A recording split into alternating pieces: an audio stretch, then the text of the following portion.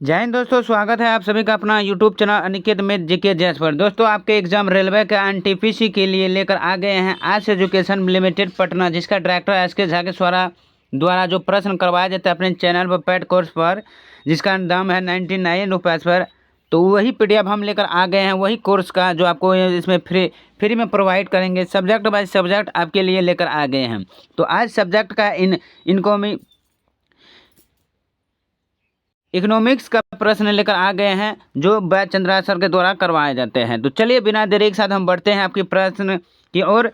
आपका भी exam date आ चुका है, तो ये वीडियो आप लोग के लिए काफ़ी अति महत्वपूर्ण है, क्योंकि सारे प्रीवियस ईयर का प्रश्न है जो एनटीपीसी में CBT 1 में पूछा गया प्रश्न है। तो चलिए चलते हैं 2020 से 21 के बीच का सभी प्रश्न देखने वाले हैं।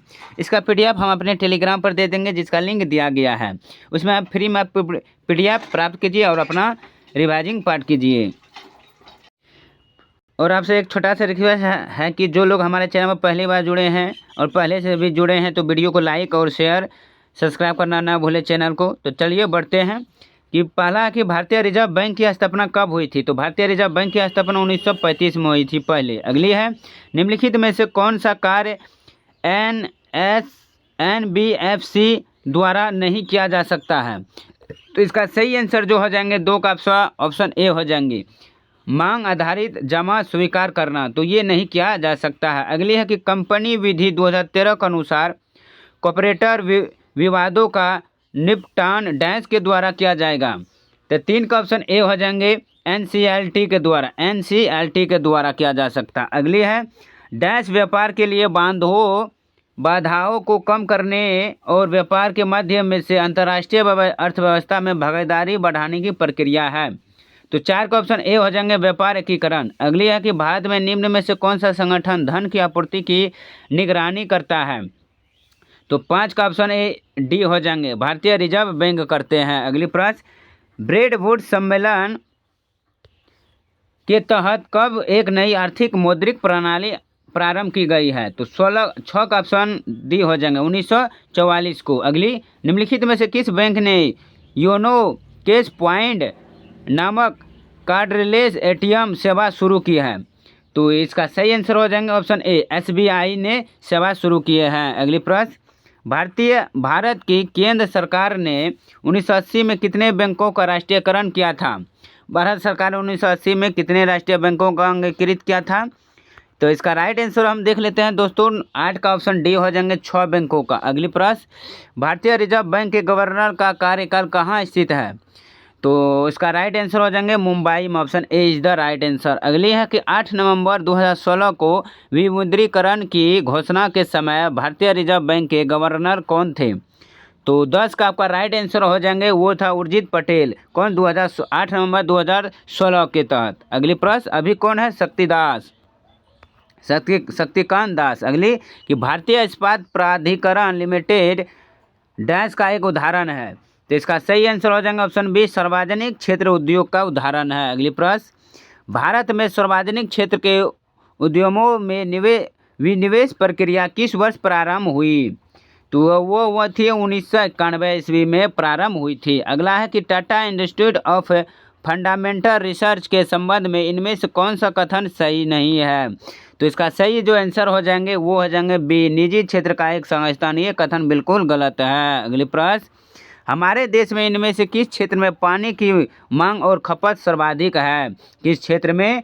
तो इसका सही आंसर हो जाएंगे कृषि क्षेत्र में। अगली प्रश्न, निम्नलिखित में से किसे केंद्रीय सार्वजनिक क्षेत्र उद्यम के रूप में वर्गीकृत नहीं किया जा सकता है। तो वो क्षेत्र हो जाएंगे ऑप्शन डी, मैक्रो रत्न। अगली प्रश्न, कि वर्ष 2019 में इनमें से किस बैंक ऑफ बड़ौदा में विलय कर दिया गया था। 1919 में किस बैंक को बैंक ऑफ बड़ौदा में विलयन मिला दिया था। तो इसका सही आंसर हो जाएंगे दोस्तों ऑप्शन बी, देना बैंक को। अगली प्रश्न, भारत की डैश पंचवर्षीय योजना की अवधि मार्च 2017 में समाप्त हुई। तो 17 का ऑप्शन सी हो जाएंगे, 12वीं पंचवर्षीय योजना के तहत। अगली, कि किस भारतीय योजना को नवंबर 2015 से सभी कर योग्य उत्पादन पर लाए गए 0.5% उपकर द्वारा वित्त पोषित किया गया। तो 18 का ऑप्शन ए हो जाएंगे, स्वस्थ भारत अभियान पर। अगली, कि हाल ही में जो कि अप्रैल 1919 में कौन सा बैंक दो अन्य बैंकों के विलय के बाद भारत का तीसरा सबसे बड़ा बैंक बन गया है? तो 19 का आपका राइट आंसर हो जाएंगे डी, बैंक ऑफ बड़ौदा बन गया है, भारत का सबसे बड़ा तीसरा बैंक बन गया। अगली, अप्रैल 2019 में नाबार्ड में भारत सरकार की हिस्सेदारी को बढ़ाकर डैश कर दिया गया। तो कितना कर दिया? तो 100% कर दिया गया। अगली, कि भारत सरकार की प्रथम पंचवर्षीय योजना किस मॉडल पर आधारित थी? तो इसका सही आंसर हो जाएंगे option C, Harrod Domar model के पर आधारित था। अगली प्रश्न, हमारे जल संसाधनों की सुरक्षा के लिए भारत सरकार ने किस वर्ष में जल अधिनियम पारित किया था? तो 22 का आपका राइट आंसर हो जाएंगे डी, 1974 में। अगले, निम्न में से किस अधिनियम के अंतर्गत बागान मजदूरों को बिना अनुमति के चाय बागानों को छोड़ने की अनुमति नहीं थी? तो 23 का ऑप्शन सी हो जाएंगे, अंतर्देशीय आवर्जन अधिनियम 1859 के तहत। अगली, वर्ष 2021-22 के केंद्रीय बजट के अनुसार भारत का बजट कितना था? तो कितना है? तो 24 का आपका राइट आंसर देख लेते हैं। इसका सही आंसर हो जाएंगे बी, 34.83 लाख करोड़। अगली, पीटर्सबर्ग औद्योगिक क्षेत्र डैश में स्थित है? तो 25 का ऑप्शन हो जाएंगे ए, संयुक्त राज्य अमेरिका में है। अगली प्रश्न, निम्नलिखित में से किस केंद्र सार्वजनिक क्षेत्र के उद्यम के पास जनवरी 2021 तक प्राप्त जानकारी के अनुसार महारत्न का दर्जा नहीं है? तो 26 का ऑप्शन बी हो जाएंगे, ऑल इंडिया लिमिटेड। अगले, भारत की कोर सेक्टर इंडस्ट्रीज में निम्नलिखित में से क्या शामिल नहीं है? तो इसमें शामिल चीनी नहीं है। अगली, कि आर्थिक रूप से सरकारी नौकरियों और उच्च शिक्षा में 10% आरक्षण लागू करने वाला पहला राज्य कौन सा था जो कमजोर वर्ग है?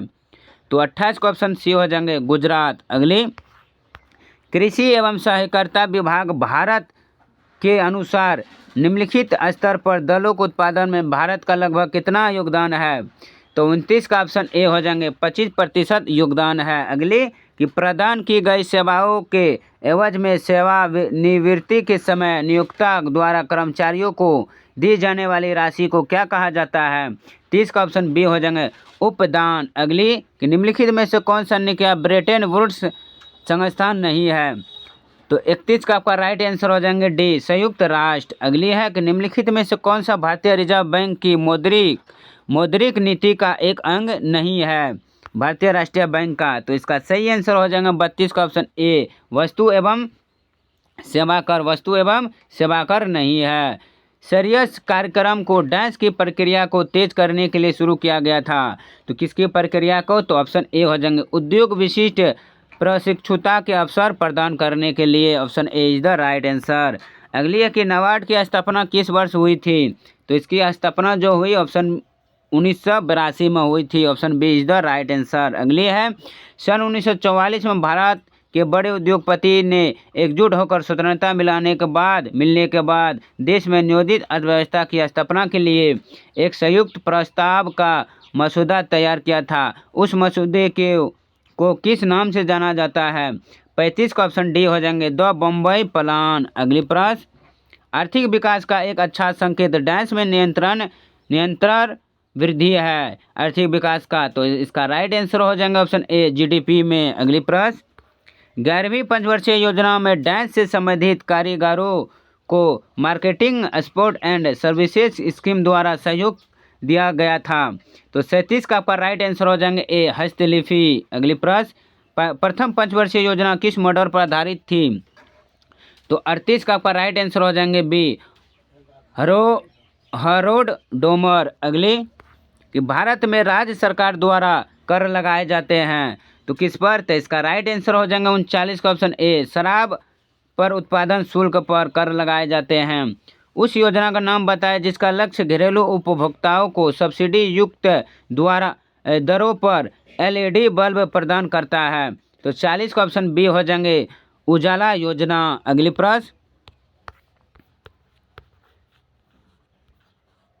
प्रश्न है कि ऐसा कोई भी समाज निश्चित रूप से समृद्धि और खुलासा नहीं हो सकता कि जिसके सदस्यों का काफ़ी बड़ा हिस्सा गरीब और दयनीय स्थिति में हो। उपयुक्त कथन किसका है? तो यह कथन किसने कहा है? तो ऑप्शन ए हो जाएंगे, एडम स्मिथ ने कहा था। अगली, वस्तुओं को निर्यात और आयात के संतुलन को डैश के रूप में संदर्भित किया जाता है। तो 43 का ऑप्शन बी व्यापार संतुलन में अगले इनमें से कौन सा पूंजी प्राप्ति का हिस्सा नहीं है? तो पूंजी प्राप्ति का हिस्सा कौन नहीं है? तो 44 का ऑप्शन ए हो जाएंगे कर। अगली उत्पादन की प्रति यूनिट कुल लागत डैश के नाम से जानी जाती है। तो कौन सा नाम से? तो इसका राइट आंसर हो जाएंगे सी औसत लागत। अगली एक अर्थव्यवस्था में पूंजी स्टॉक की वृद्धि शुद्ध निवेश या नए पूंजी निर्माण द्वारा मापी जाती है जिसे डैश के रूप में व्यक्त किया जाता है। 46 का ऑप्शन ए शुद्ध निवेश सकल निवेश मूल्यह्रास। अगली हाल ही में देना बैंक और विजया बैंक का इनमें से किस बैंक में विलय हुआ है? देना बैंक और विजया बैंक का। तो इसका सही आंसर हो जाएंगे डी बैंक ऑफ बड़ौदा में। अगली भारतीय रिजर्व बैंक की स्थापना कब की गई? तो इसका जो सही आंसर हो जाएंगे दोस्तों 48 का डी 1 अप्रैल 1935 में। अगली भारत में उदारीकृत विनिमय दर प्रबंधन प्रणाली की स्थापना किस वर्ष में की गई थी? तो 49 का आपका राइट आंसर हो जाएंगे डी 1992। अगली प्रश्न भारत में सर्वप्रथम सेवा कर किस वर्ष लगाया गया था? तो सेवा कर 1994 में हुई थी। अगली प्रश्न तो हर समान समय सीमांत उपयोगिता के सिद्धांत के अनुसार जैसे जैसे उपभोग की गई वस्तु की मात्रा में वृद्धि होती है उस वस्तु की सीमांत उपयोगिता डैश होती है। तो कौन का आपका राइट आंसर हो जाएंगे सी हासिल होते हैं। अगली है कि आधुनिक अर्थव्यवस्था का जनक किसे कहा जाता है? तो दोस्तों 4 ऑप्शन दिया गया है, इन चारों ऑप्शन में आप इसका आंसर HW दिया है, इसका आंसर आप कमेंट में ज़रूर बताइए। चलिए आज के लिए बस इतना ही, फिर मिलता हूँ पार्ट 2 के साथ, क्योंकि जो भी अभी मिनट बने हैं ये आप लोग के लिए अति महत्वपूर्ण है, क्योंकि आप इसको दोबारा भी देख सकते हैं। उम्मीद है कि यह प्रश्न आपको अच्छे लगे हैं। चलो अच्छे लगे तो वीडियो को जरूर लाइक कीजिए, शेयर करना ना भूलें, और इसका PDF हम टेलीग्राम पर दे देंगे। तो चलिए आज के लिए इतना ही, धन्यवाद, जय हिंद।